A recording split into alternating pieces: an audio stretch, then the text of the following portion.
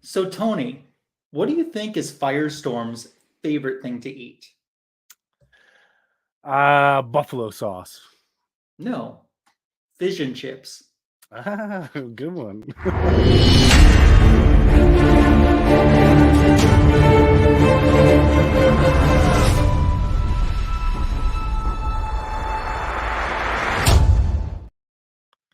It's the greatest DC comic show on YouTube. You found Fanboys Live and the Retro Review. Thank you so much for stopping by today. I'm Ryan Magic Lasso. I know there is nothing else on TV right now that could possibly pull distraction from the show. So I certainly do appreciate you stopping by. I'm joined by Signature King, Tony Fett. How are you, Tony? Hola, what's going on, peeps? I'm doing well. How about yourself? Good. It's getting warmer here. We got 50s and 60s coming up, so looking forward to that. Awesome. Very cool. It's like 30s here, but earlier this week we had another snowstorm. We've gotten so little snow this year. It's been laughable. Wow. It's when it snows, it's usually gone either the same day or the next. Yeah. So that's kind of nice. Yeah, exactly. Should we see who is joining us in the live chat? If you're watching on the rewind, first of all, welcome to the show. We certainly do appreciate it. We'll see who's here.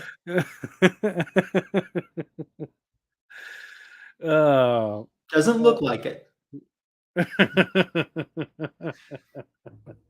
Doesn't look like it at all. But our March is shaping up very nicely. We have you don't even know this yet, Tony. You know of two, but now we have 3 guests booked for March. Ooh, very excited. Yeah, we have 3 great guests. We've had some great guests in the past, and we have 3 great guests. 1 is a return, and 2 are brand new.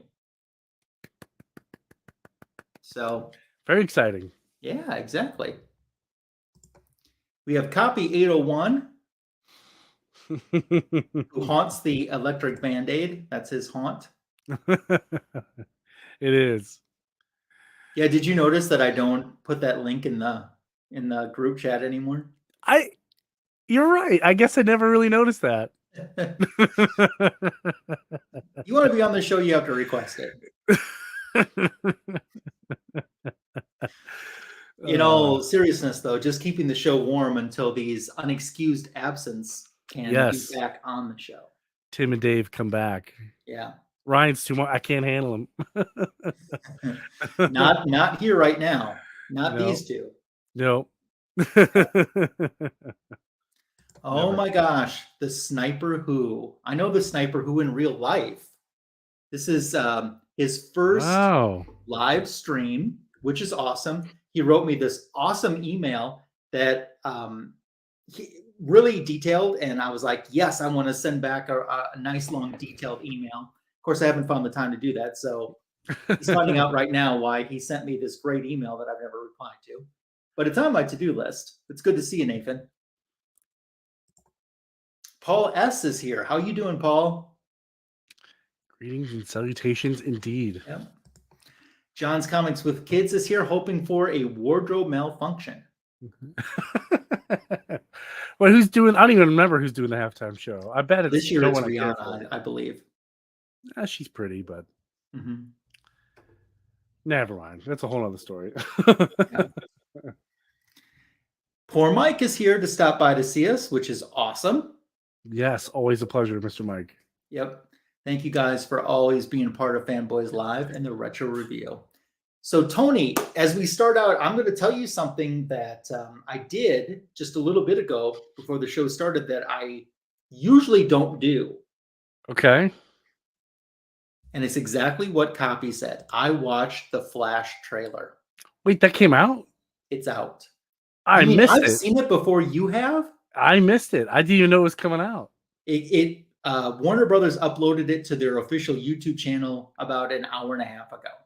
Oh, so it's so hot. Like it's fresh. It's still steaming.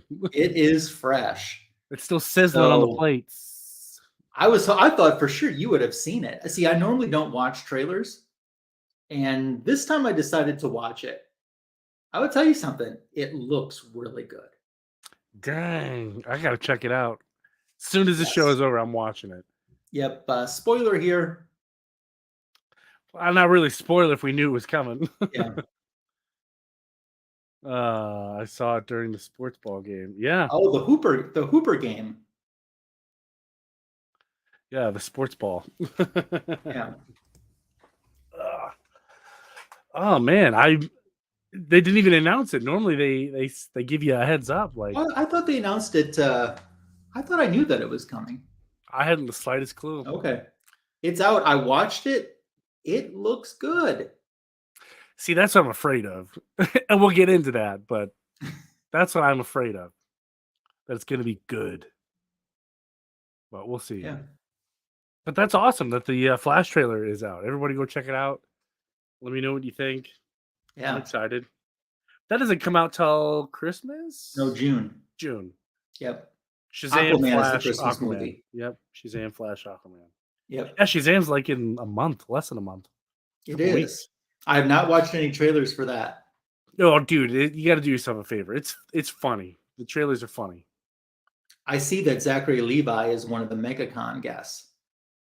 Really? Oh, man. Gosh. Send John to MegaCon.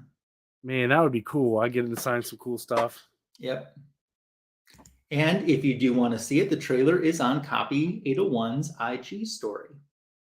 Awesome. Yeah. Very exciting news.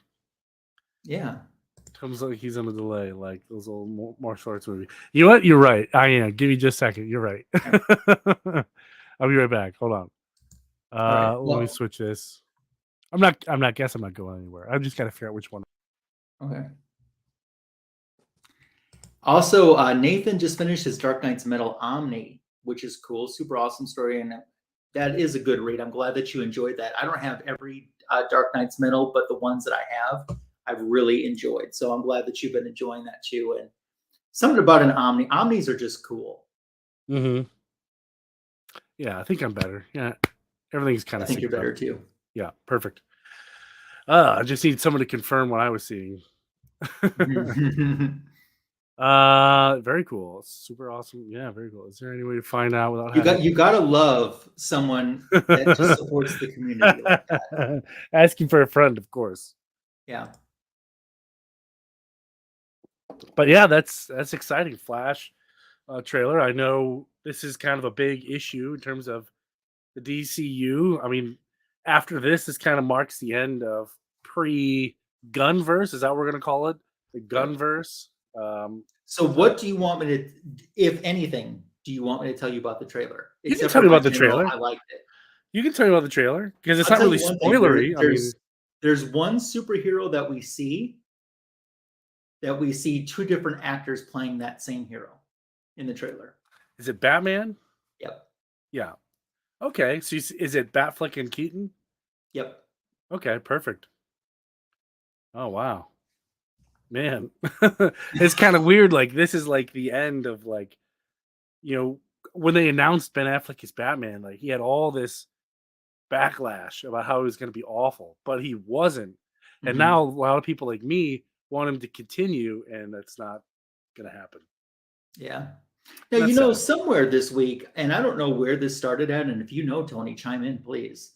Somewhere it started the rumor that James Gunn was bringing back George Clooney Batman. And I heard that too. And finally, someone point blank asked him on Twitter, and he replied back and said, that's not true.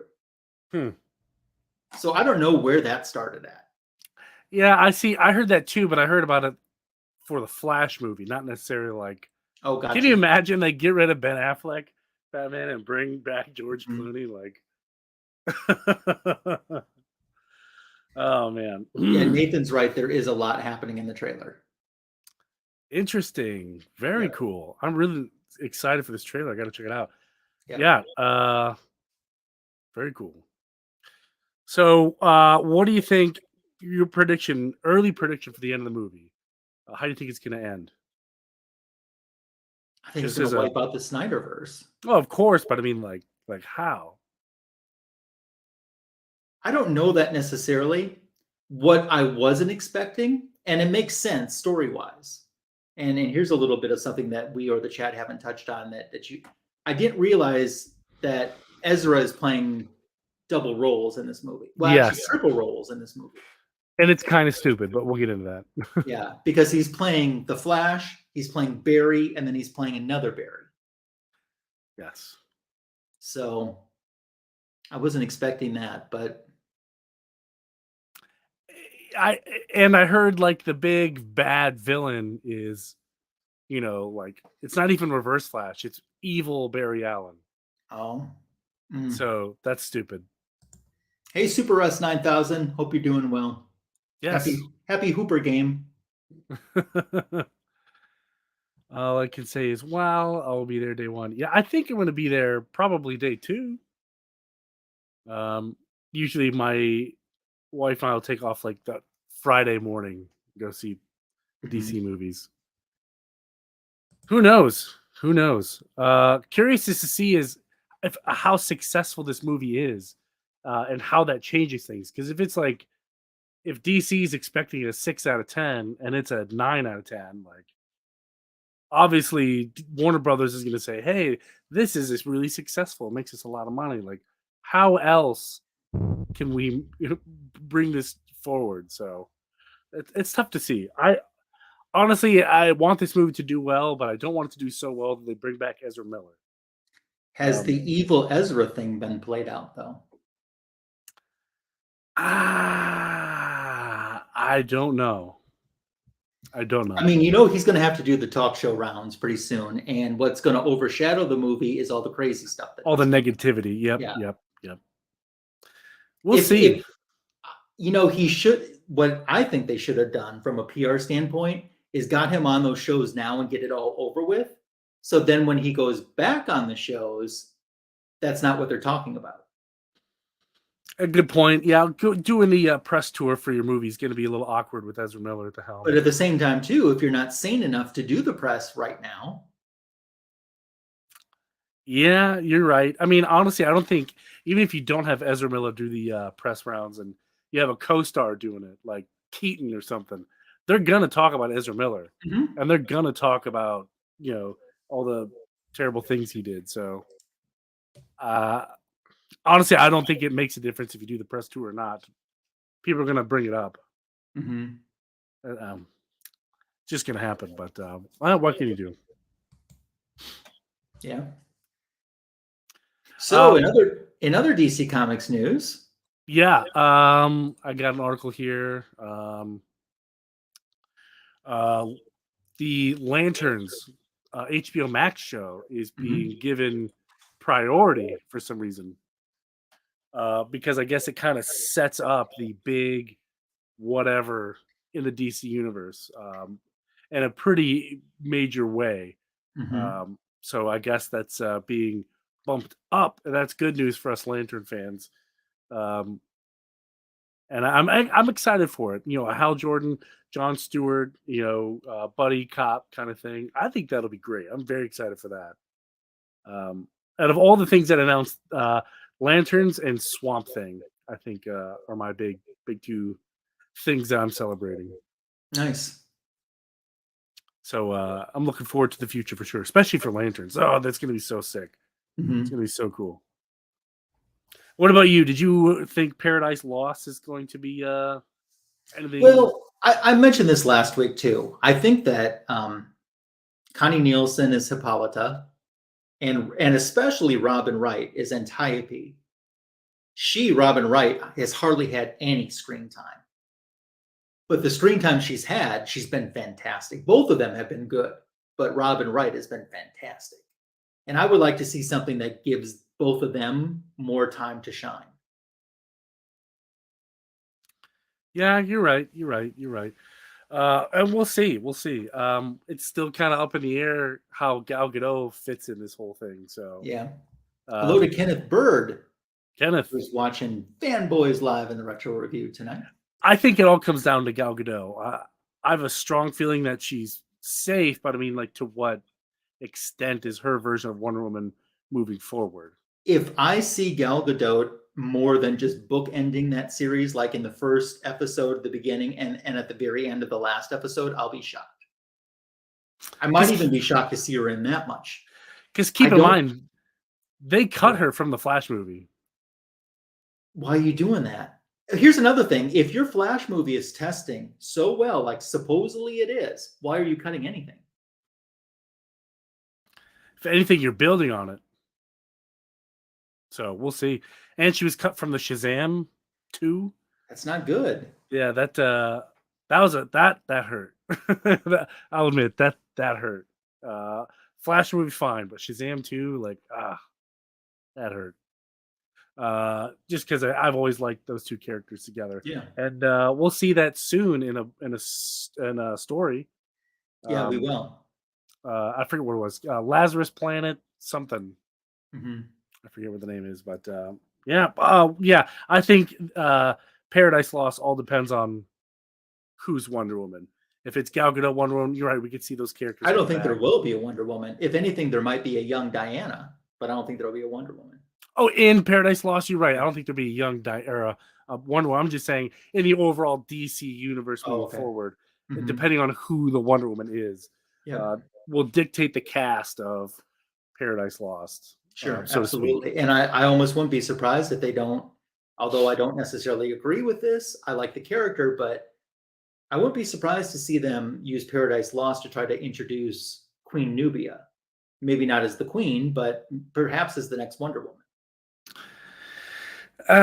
Yes, I could see that, but honestly, as cool as that would be, I don't want that. I don't want that either. I love Nubia, though. I think she's a great character. I think she's a great character, but I don't want.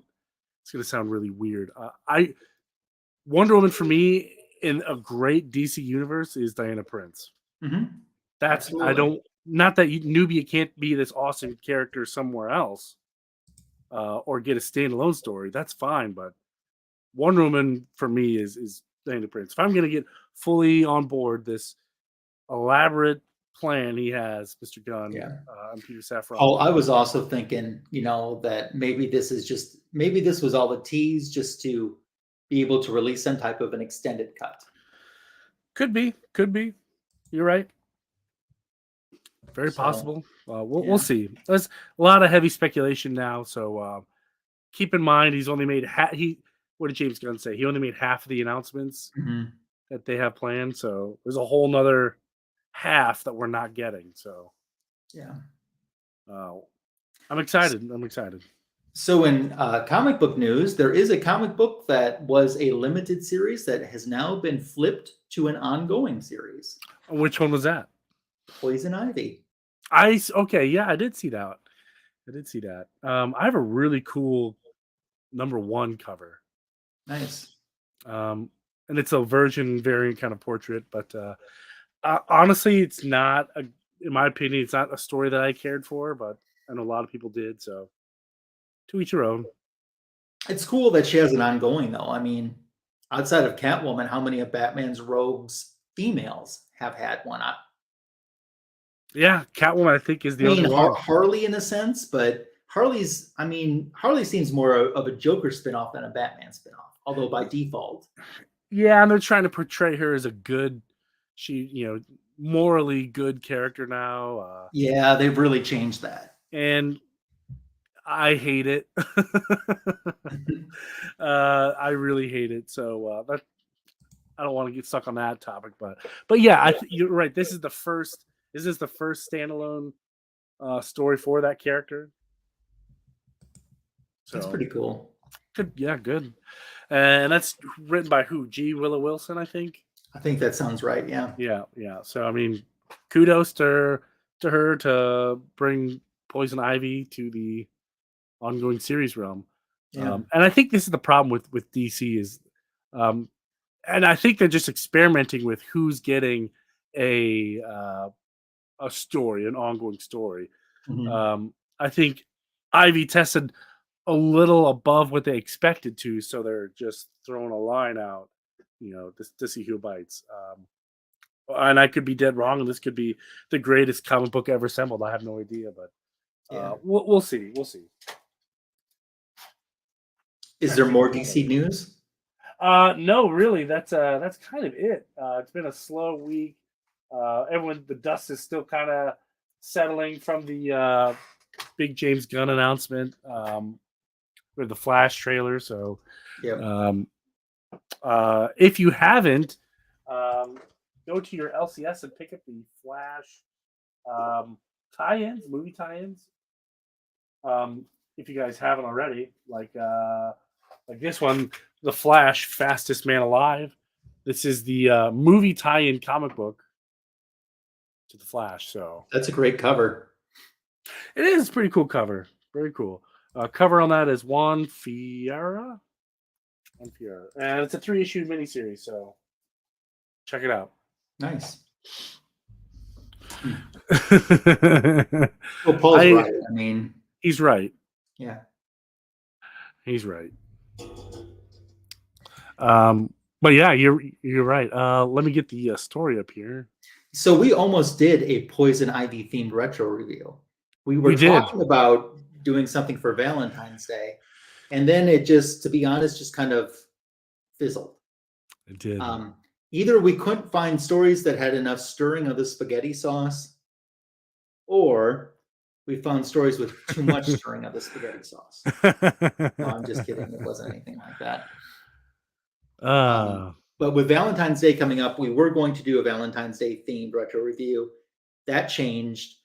We did do one last year, which is archived here on my channel if you want to check that out. We did a great DC Comics Presents story with Superman and Wonder Woman falling in love, and Lois and Steve kind of going, huh? But why did you pick tonight's book, Tony, for the retro review? Honestly, it was dumb luck. Okay. We were chatting about what we were gonna do, and you sent me a message, hey, pick a story. And I just happened to be going through my keys, and I had Firestorm literally in my hand. I looked at your message, and I was like, okay, we're doing Firestorm. Literally, that was it. So we're doing the original Firestorm, Yep. Which would be his first appearance from Volume 1. This is a Bronze Age comic book. Before we, you're going to tackle issue number 1, but before you start, I'll tell you that this series only lasted 5 issues. So this is a victim of the DC implosion. And I actually bought issue number 1 as a back issue. I want to say I bought it around the time that Firestorm became a member of the Justice League, which would have probably been about 80 or 81. I actually have a memory, very brief memory, of being at the store when I was a kid, which was an hour away, where whenever my family would get to that town and were kind enough to drop me off, I actually have a memory of buying Firestorm number 1 as a back issue and being excited. But I knew more of the character from his appearance in the Justice League at that time than I did his own title. So this was a lot of fun to go back and kind of relive some of these books. So yeah, you're right. If you want to take away issue number 1. Yeah. And this takes place in New York City. By the way, this came out in 77. So if we're dating things, I was -10 when this issue came out. -10. And he's Mr. Conway. Gerry Conway was one of the co-founders for Firestorm, and he's still doing the convention circuit. So this is a very affordable key to pick up this first appearance. So I highly recommend it. Hello to the comic book G-Man, G-Spots here. Okay, Tony, take it away. No, you're good. You're good. So we have we kind of bust into here. Firestorm zipping around the city. Right away in the first panel, this guy, he's confused. He's like, "Oh my gosh, that guy's flying, and he's on fire! Like, what the heck is going on?" And here he is. He kind of introduces himself right here, like, yeah, who's that? And he says, "Hey, the name's Firestorm."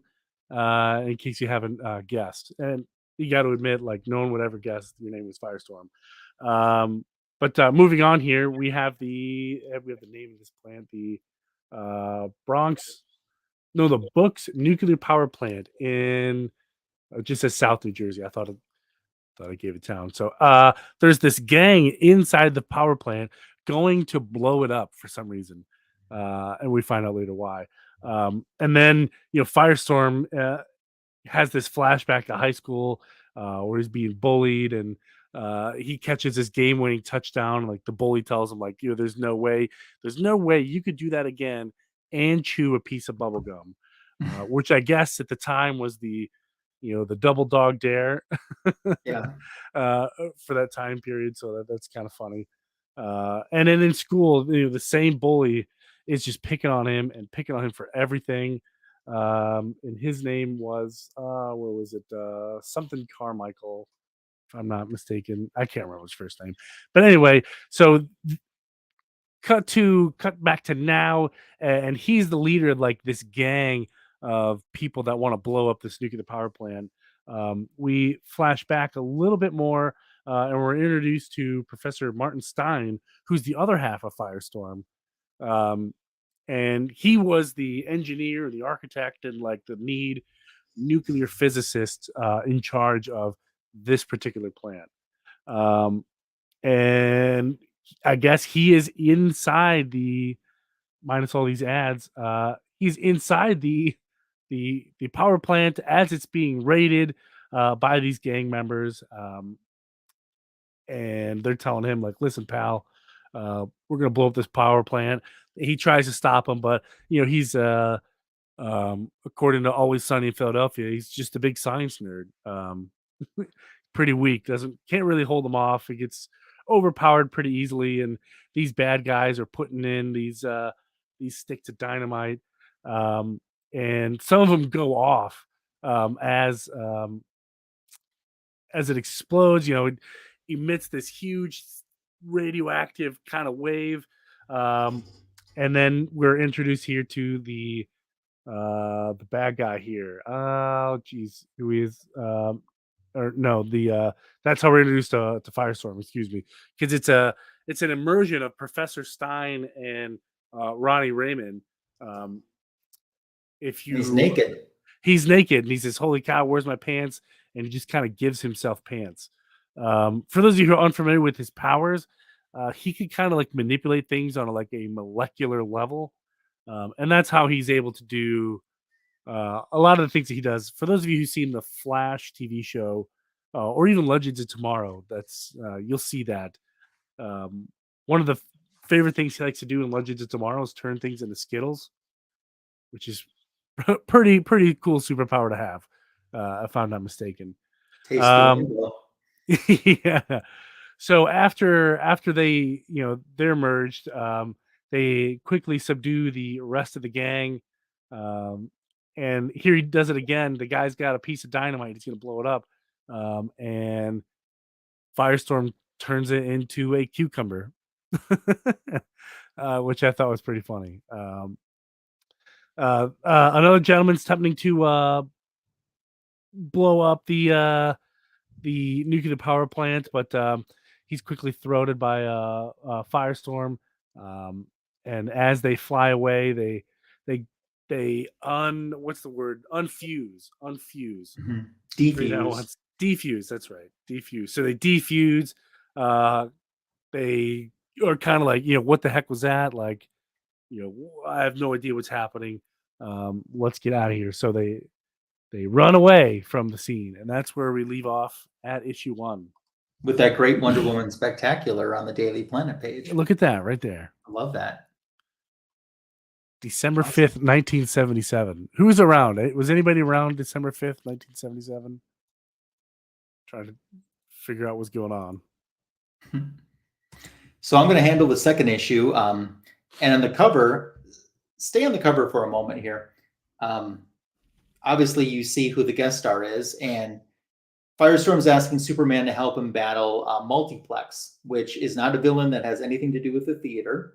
And Superman says, "Sorry, kid, you're on your own." That is an example of super dickery. If you've never heard of super dickery before, that is a prime example, and it's a real thing. It's this website where they devote covers or panels of Superman being asked to do something and that he should do that goes with his moral character. And no, he's like, nope, forget it. So we have some super dickery going on the cover of Firestorm, the Nuclear Man, issue number 2.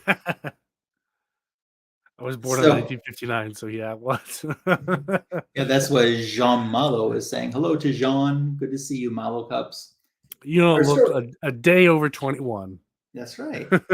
So our story starts out with Firestorm flying in New York City, and he sees a man that's being kind of beat up by some thugs that want some protection money from this man. And he's claiming, well, I'm going to get paid on Friday and I'll give it to you then. And they're like, well, our boss doesn't care about that. And as you'll see on the next page, Firestorm decides to interfere because what's going on isn't right. So he frees the man, gives him a chance to escape, and then he takes off. And he's pretty happy with what he did. And then in the meantime, he's wondering, people in the crowd are wondering, what makes his hair burn like that? It must hurt like hell, they say. So Firestorm's flying around. He's like, oh, imagine if the girls could see me like this, like Doreen. They'd be so impressed with my feats of physical prowess. And Martin Stein, who only Firestorm can hear, is like, well, he's kind of counteracting him a little bit. So Firestorm flies over to the college and sees this foxy lady, and he's going to show Martin Stein, yep, the chicks are into me. So, and they recognize him from seeing him on TV from the night before. And once again, his hair, it's burning. And Firestorm says, it's just an illusion, Cynthia. But if you want to see something that's not a trick, watch this. And then he turns that into a bouquet of flowers. And instead of being impressed, she passes out. And the rest of their friends are like, what did you do to my girl, you freak? And he decides it's time to beat it. So he takes off from there. They give you a brief little one-panel recap of what exactly is going on in case you missed the first issue, the origin there of how Ronnie Raymond and Martin Stein can fuse together to become one. And they also established that when they split, the professor doesn't necessarily know what happened when they were Firestorm together. And he never remembers. And he's thinking that, Ronnie Raymond's thinking that actually might be a good thing. And he also comments how he doesn't need someone to boss him around. And he says he likes the professor, even though he's a lot like Cliff Carmichael, who you referenced, Tony, in the first issue. They're both geniuses, but at least Professor Stein doesn't show off. And on the next page, we see once again a recap of the previous issue at the top of that page. Then we have Martin Stein there, who's being questioned by the police. He doesn't remember a lot of things. He remembers kind of being knocked out and then nothing again until this morning, right before they're starting to talk to him. He doesn't know what happened. He's being accused of being a liar, and they're trying to set up to say that you're the one who stole the plans for this reactor. You tried to destroy the plant to conceal your theft. And Martin Stein's like, that's not true. You're a fraud. And Danton Black says, you're going to regret that, Stein. Danton Black has an excellent memory for those who cross him, particularly since you fired me as your assistant. So he has the motivation, but all of a sudden he's being wreaked by this massive headache, and he knows he has to get out of there. He doesn't want anyone to see him and what's happened to him. So we cut now to Doreen and some of Ronnie Raymond's friends. They're reading about this Firestorm character in the newspaper. He's sure something else.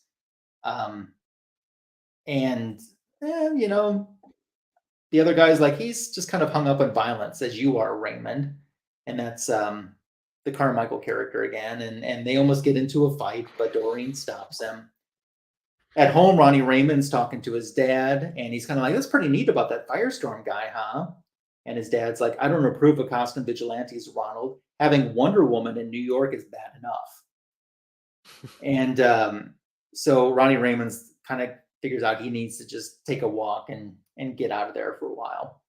We see Clark Kent is getting ready to deliver the news for WGBS TV in Metropolis. He has a story on Firestorm, and he thinks, well, that special report from New York about that strange new superhero, it's possibly none of my business, but I like to keep on top of these things. Naturally, this isn't a job for a TV news anchorman. What this is, it's a job for... Exactly. Martin Stein, is working back in this nuclear lab. He's moving some items when all of a sudden he gets zapped and walloped, and he turns around and there's an ad for a Hostess cupcake. Keep scrolling. Is that what the big fall was? Okay. I was like, wait a minute. Okay, so he turns around and he sees not one person, but he's seeing double. And this villain says, you can call us Multiplex, Stein. Multiplex, the duplicate menace. And as for what we want here, what does anyone want from a nuclear power plant? And then they cackle their evil laughter. Then simultaneously, a ways away, Ronnie Raymond's jaw starts hurting. And he's like, it's like someone just belted me, but not me. He realizes it's Professor Stein. And if he felt it, they're tied together even when they're not Firestorm. And he starts running, and his dad's trying to stop him, but he just takes off and he heads down to Grand Central Station. And he knows the professor needs him really bad. He doesn't know how he's going to get to him because he's still a while away. Inside Grand Central Station, he just decides to go for it, and he's able to fuse him and Martin Stein together, and he becomes Firestorm. And then all of a sudden, where Martin Stein was in the lab, it's replaced by Firestorm. So the professor is filling Firestorm in mentally on what had happened to Martin Stein. So Firestorm knows what he's up against. We see Multiplex, both of them trying to break into this nuclear reactor, and they're trying to get drain more atomic energy. Firestorm shows up.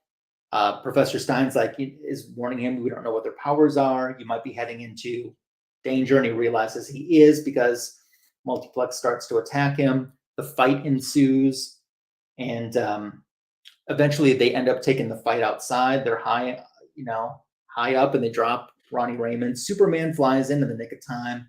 He says there, it looks like the nuclear man, it looks like he needs assistance more than he can give it. I'd hope we might have a new member for the Justice League, but now I'm just not so sure. So Multiplex is back fighting Firestorm. Firestorm realizes he has some aid from Superman after Multiplex takes a fire hydrant and splash from that, kind of douses Firestorm a little bit. And all of a sudden, Firestorm realizes Superman's helping me, and he's a little bit starstruck too. And but they realize in the time that they talk that Multiplex has gotten away, and Ronnie, as Firestorm, feels like he kind of did a bad job, and he kind of embarrassed himself as a superhero in front of the greatest superhero of all time, Superman. So he's looking for a clue, and Martin Stein says, "Where would you go, if you needed atomic energy?" Well, they've already been at this one power plant. You would probably go to another atomic power plant. So that's where he heads, and that's exactly where he finds Multiplex.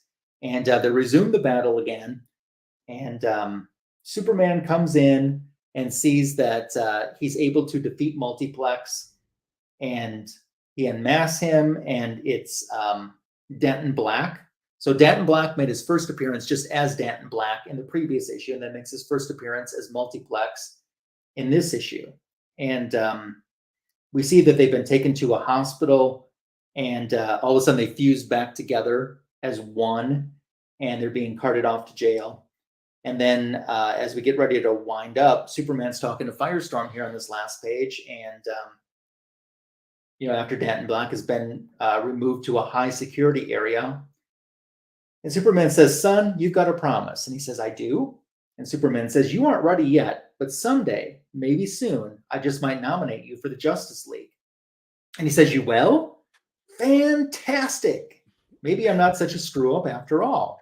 And then he flies off just at the top of the world. "Out of my way, world. Nothing can stop me now."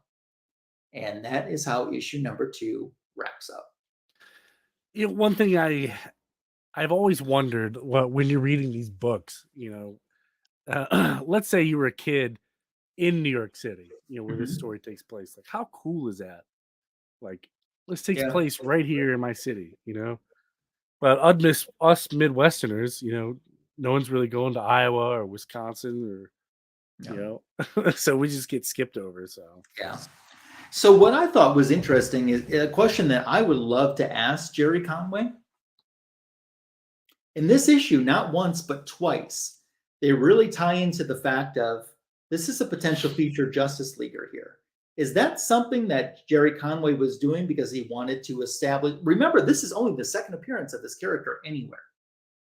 Is this something that Gerry Conway was going, I want to make sure that my character that I just created has some longevity, that he's good. I'm showing you that he's good enough to be in the Justice League. Or did he have to go to DC first and say, can I have him in the Justice League? Because in all honesty, it was about 5 years before he ended up in the Justice League.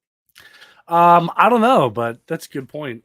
If he did do it that way with the intent of leaving that door open, it was pretty slick. Yeah, it was. I thought that was pretty wise. And although we'll do more of a book show at the end, I just do want to show this right now. This is the issue. Oh wow! Where Firestorm joins the Justice League. This is issue what issue is that? Issue 179. 179. Of course, big white cover here, so a lot of times it's hard to find a nice clean copy of it. But Superman saying, as of now, Firestorm is a member of the Justice League. Any objections? Very cool. Yeah. What year was that? 81, I believe. So, 81. Like I said, we're talking 77, then we're talking 81. And from this issue on, he was pretty prominently featured as a Justice League member in those issues. I mean, he wasn't just like in a couple of them. He was almost in every one of them. And then a little bit after that, like around 84, Firestorm became a member of the Superpowers cartoon in its first rebranding from Super Friends to Superpowers Galactic Guardians. And that was a big deal too, because until that time, the new characters that they had added into the Super Friends were like created for the show. Characters like El Dorado and Black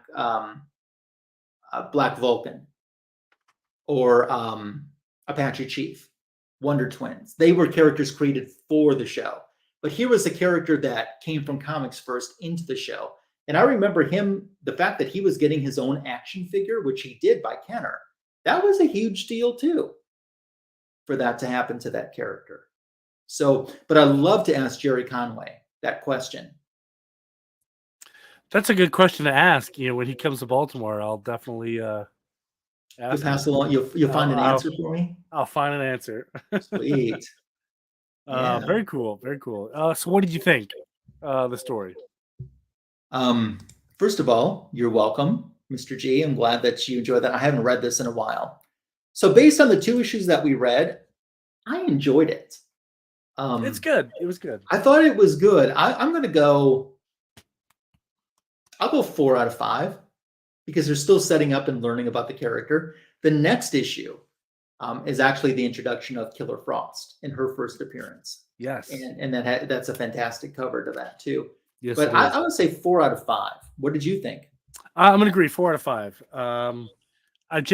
These older stories, you know, I really like them just because not only the story itself, but like the ads inside. I really love those.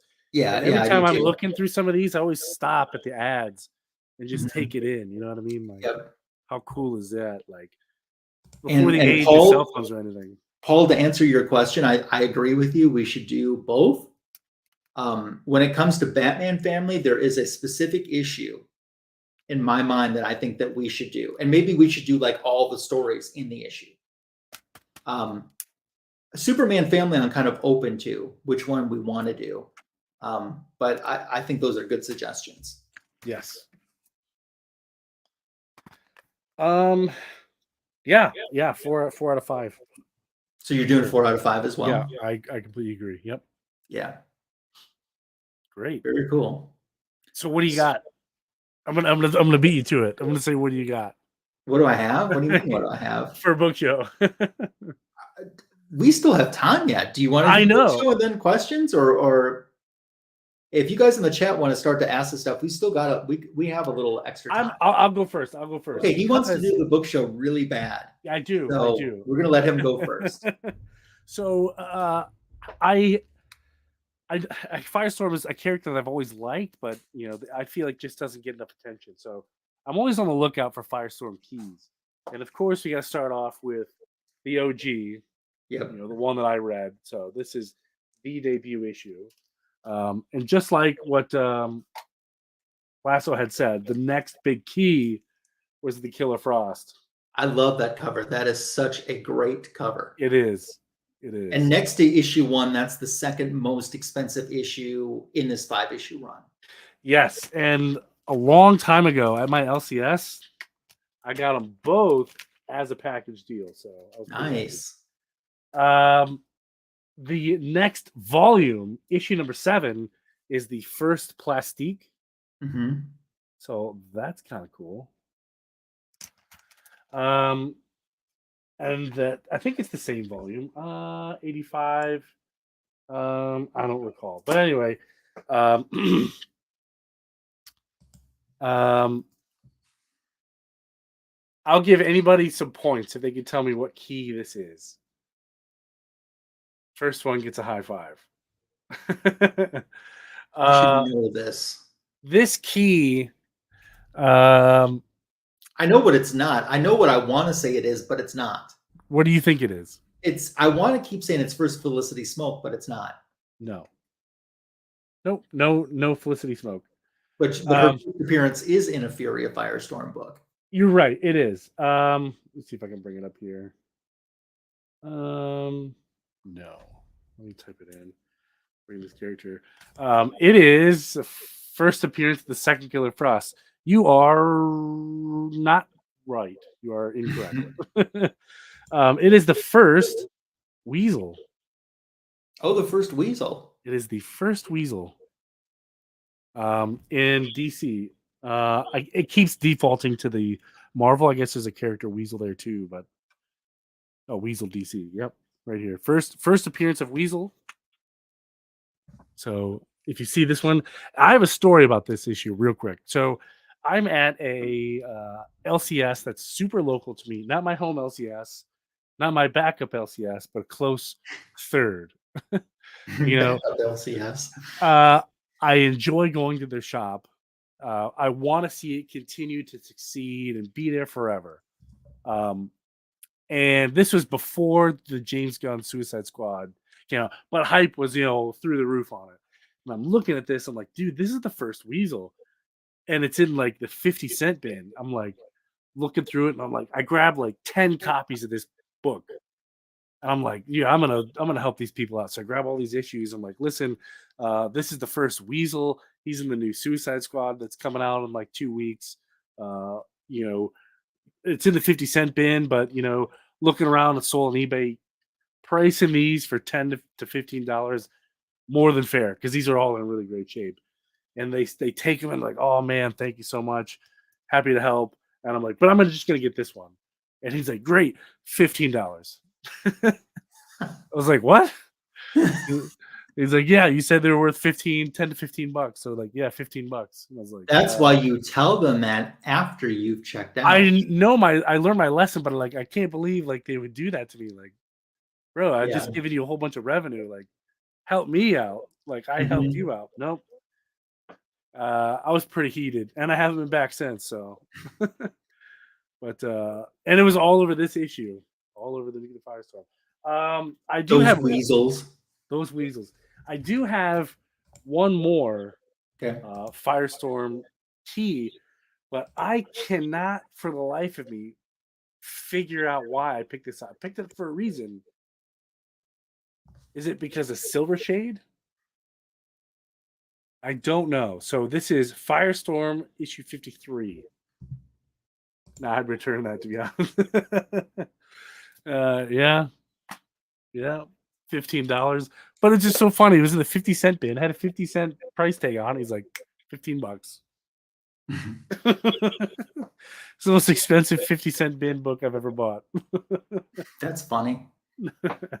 So I'm going to do my book show portion, and then at the very end we'll talk about our channels and stuff. But for you guys in the chat, we're still going to have some minutes to do some questions and answers, which I've really started to enjoy doing on Fanboys. So start throwing those questions if you have any in there, and let me know. So for my book show, I figured that you and I might take a similar run. So I also did have issue 3 pulled. Very cool.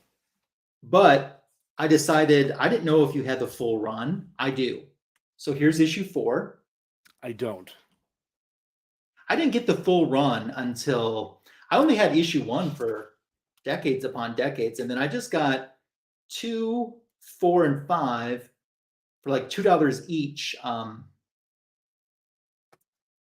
at a Wizard World comic show in Chicago just a couple of years ago, maybe 4 or 5 years ago.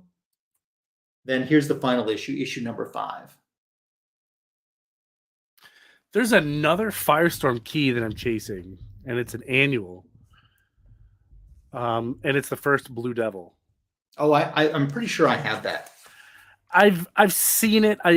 It's cheap enough where I can just sit on it until I find a copy that I like. Sure. I want to get it for my own LCS. I'll show this one more time too. This is the issue That's where still a great cover.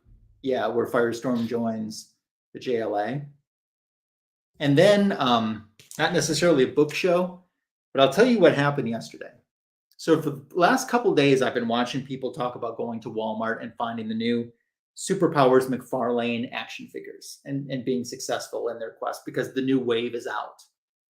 And I went on. I think that they're Walmart exclusives. I'm pretty sure.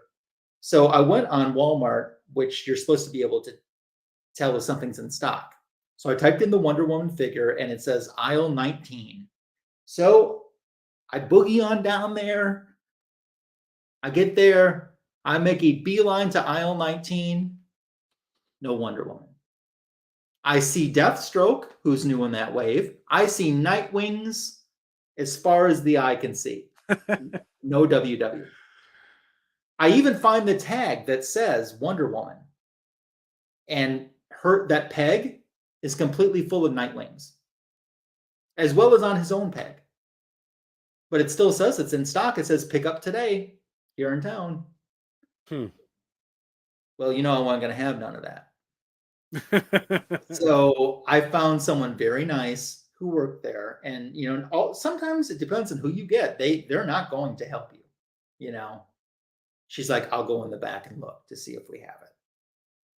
She came out with 2 cases of them. So I watched her as she opened up the case, and I pulled out the mintiest new Wonder Woman Superpowers action figure that the store had. That's sharp. Yep. That's cool. By the way, 4 in a case. They had 2 cases, so they had 8 Wonder Womans. Should have bought them all. Teach everyone a lesson. Actually, it's funny that some of those, and literally, I watched her open the case, didn't see any damage to the box. There was some like up here, wrinkles, and I was like, ooh. Man, that is so cool. Like, I want to get into. Where's the lasso though? It's in this universe, her lasso's invisible, and you can see her jet. It looks so cool, to be honest with you, but I'm so glad I don't collect figures. Yeah. Books are expensive enough. Nathan, you could drive over there and get one right now. There still should be 7 of them left. Aisle 19. There should be. Should be. So I'm going to tell you something else. I almost bought a Nightwing. That Nightwing was so cool.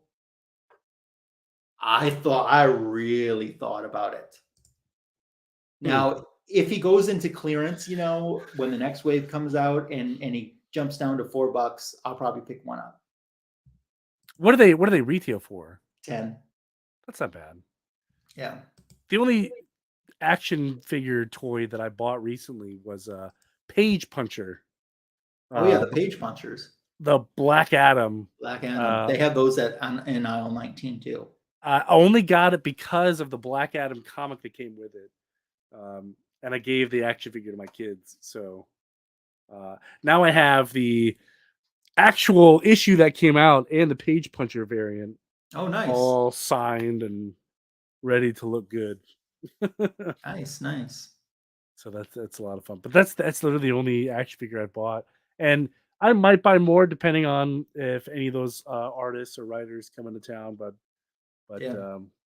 I wish I could collect cool figures like you guys. You and Comic Fu are always getting cool pops and figures and like daydreaming about having more space in my little office. I'm gonna hit some questions from the chat. If there's something you want to know, we got a few minutes to answer a couple questions. Paul's asking if I had the Wonder Woman annual from 1967. It has a reprint in 99 or 2000. It has a yellow cover. Let me tell you about that. I do have that. But let me tell you this. It was original. And I'll look up the year there. Wonder Woman Volume 1 never had an annual, believe it or not, which is quite odd for a title that was that long running. But they made a mock annual, and this is what it is. If she would have had an annual, her lost annual. And what it has is I'm pretty sure that this is the one that Paul's thinking of, the cover that looks like that. It has reprints of 3 of her Silver Age stories inside. Oops, jumped on there. But I do have that. Yeah, it's pretty cool. She's saying superpowers is rare and sought after. Remind me, which one's the superpowers? I don't think I remember. Superpowers is like the ones that these are modeled after. I mean, this is new, but it's supposed to look like the ones from the 1980s. Is that I can get this out. Is that this one? No, that is Figures Toy Company, which is supposed to look like Migos. Okay. Yeah, this is literally the only action figure was done by Kenner, and Migos were in the 70s. Superpowers were in the 80s because Mego was out of business by that time. Gotcha. Yeah, this is literally the only. Let me go full screen again. Show that. Only action figure thing that I own. That's pretty cool. Yeah, I got this from Mr. Fu himself. So yep, he was super cool to send this to me. And as soon as I showed my daughter, she's like, "Oh, cool, that's mine, right? Like, I'm gonna play with it." Like, no, you're not. So I actually had to find one on eBay that was already out of the case. You know, just the doll. Or you can find some loose figures on their website too. And that's what I did. I went and got a loose figure, let her play with it. So, but yeah, this just kind of sits here. I love the packaging and the artwork that Figures Toy Company does. There's some Wonder Womans there that I still haven't gotten that I need to get. Yeah. Figures are cool, believe me. Yeah.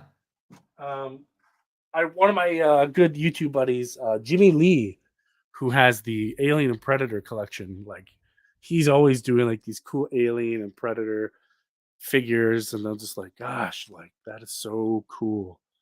It's awesome. But I can't do it. I got no space. I'm to the point now where I seriously need to consider another file cabinet, like very soon. I say it's time to buy some more red carpet and just expand. I would, believe me, I would love to do that. I already got some future plans to expand, but I can't quite do that yet. And when I do expand, I'm going to be slightly less space than Comic Fu.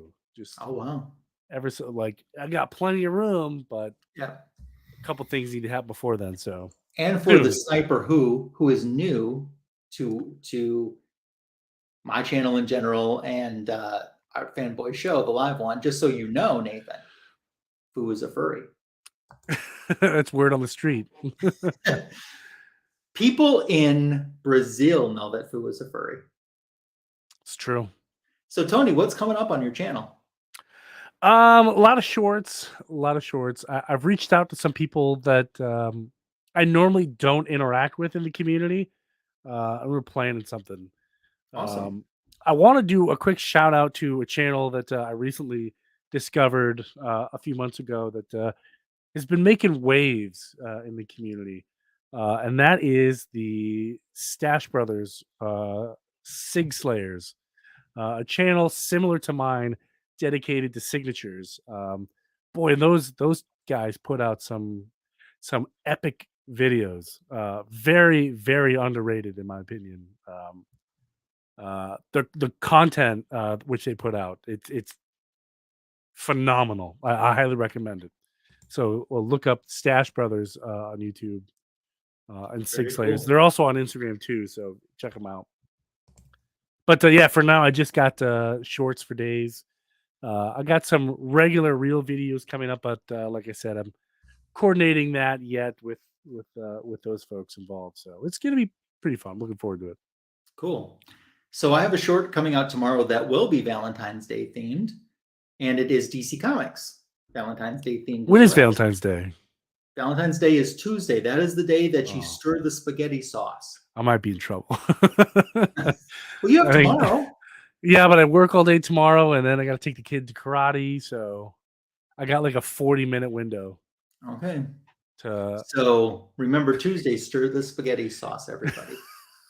And Valentine's Day is Tuesday. My short drops tomorrow. On Tuesday, I'll be dropping another comic book editions video.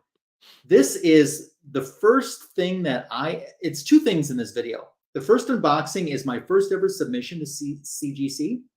And the second thing I unbox is the second most expensive comic book that I bought in my collection. And Tony, you were privy to a sneak preview of that off air last week. Oh, yeah. Say what it is. Oh, I won't say what it is. But you know what I'm talking about. Bro, like on a scale of 1 to 10, the jealous factor, it's a 50. Wow. Now that I know what it is, and previous conversations that happened before, like I forgot that you even did that. Yeah. I totally forgot that you did that. Well, it took a long time to do it. Oh yeah, but oh my gosh, it is beautiful. So you guys will see this on Tuesday on my channel. This past Tuesday, I dropped a comic book editions video and just showed some recent additions to my collection, another omnibus and a comic book that I thought didn't even exist. So subscribe to everyone, even the folks that aren't joining us this week. Their links are in the description. The regular fanboys, the links for their channels are there. Some of them already have 14,000 subscribers, but that's okay. They can still have more. And some of us would love to, get 700 since we're so close to it. And I'm at 592. Okay, some of us need 600 and some of us need 700. So tell 8 a of friend. you, please, if you haven't Tell already. a friend. Yeah. Those that have 14,000, I'm not saying they don't need you, but they don't need you as much as the other people do. That's true. That brings us to the end of this week's Fanboys Live and the Retro Review. We'll check in with everyone to see how the spaghetti sauce stirring went next weekend. It's the greatest DC comic show on YouTube. It's come to an end. Have a fantastic week. Take care, Tony. Peace, everybody.